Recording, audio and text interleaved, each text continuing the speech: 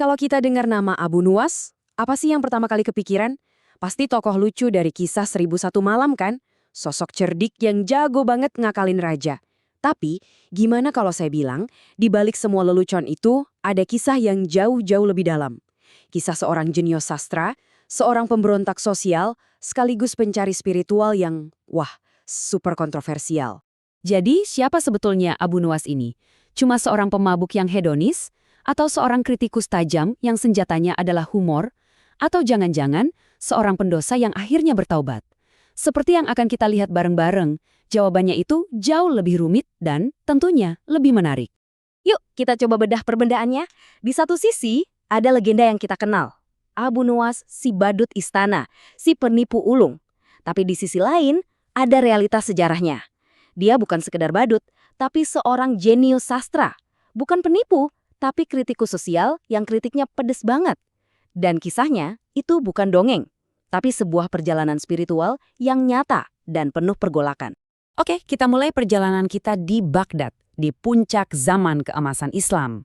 Nah, di tengah kemegahan inilah Abu Nuwas muda membangun reputasinya.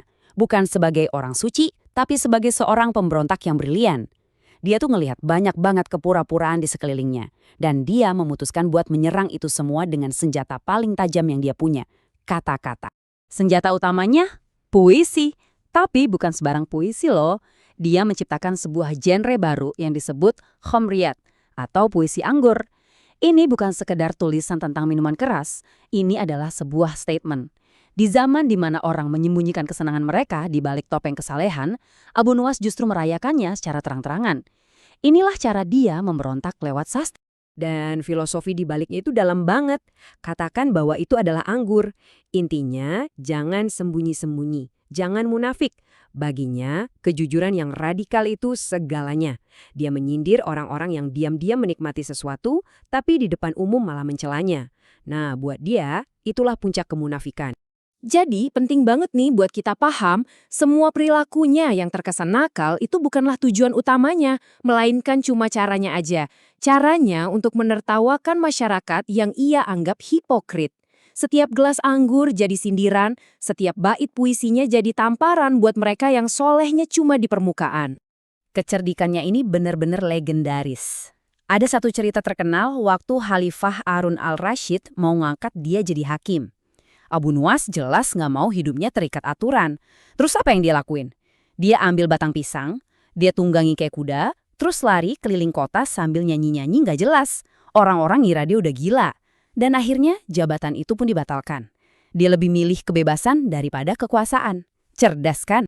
Tapi ya, hidup sebagai pemberontak itu ada batasnya.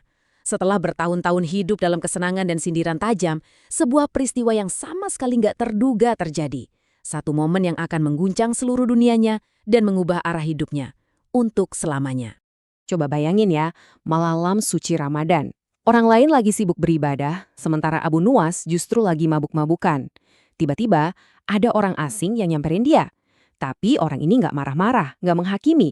Dia cuma mengucapkan beberapa patah kata, tapi kata-kata itu menghantam Abu Nuwas lebih keras dari hukuman manapun. Coba deh kita resapi bareng-barang kalimat ini.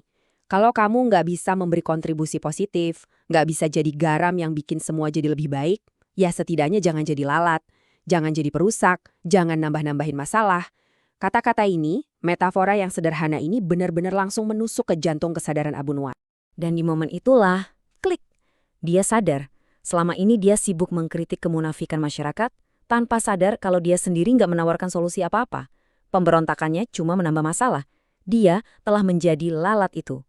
Kesadaran inilah yang memicu perubahan total dalam dirinya. Nah, dari sinilah kita masuk ke babak ketiga dan terakhir dari hidup Abu Nuwas. Jenius sastra yang sama, yang dulu merayakan anggur, sekarang mengarahkan penanya pada topik yang 180 derajat berbeda. Penyesalan, ampunan, dan hubungan dengan Tuhan. Coba lihat deh, betapa tajam dan provokatifnya dia waktu muda. Dia dengan cerdiknya memelintir ayat suci cuma untuk membenarkan gaya hidupnya. Seakan-akan bilang, lebih baik jadi pemabuk yang jujur daripada orang yang sholat tapi lalai. Ini adalah puncak arogansi intelektualnya. Sekarang, bandingkan dengan yang ini. Nadanya beda banget kan? Dari yang tadinya arogan, jadi rendah hati total. Dari yang tadinya menantang Tuhan, sekarang jadi memohon ampunannya. Ini adalah pengakuan tulus seorang pendosa yang sadar posisinya. Dia nggak layak masuk surga, tapi juga terlalu lemah untuk menahan siksa neraka. Satu-satunya harapan, ya cuma belas kasihan Tuhan.